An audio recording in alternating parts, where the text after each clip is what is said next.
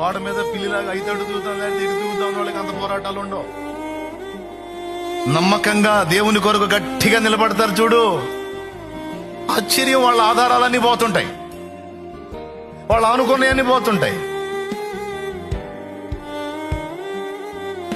వాళ్ళు ఈయన నాకు ఆధారం అవుతాడు అనుకున్నాడు పోతాడు, ఈమె నాకు ఆధారం అయితే అనుకున్నాం పోయి. వీళ్ళు నాకు దిక్కు అవుతారు అనుకున్నాడు మాయమైపోతారు.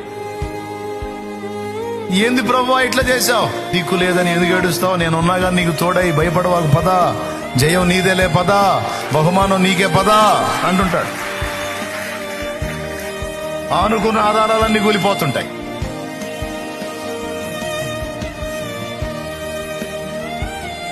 తగలలేదా మీకు అనుభవాలు? ఎదురుగా లేదా?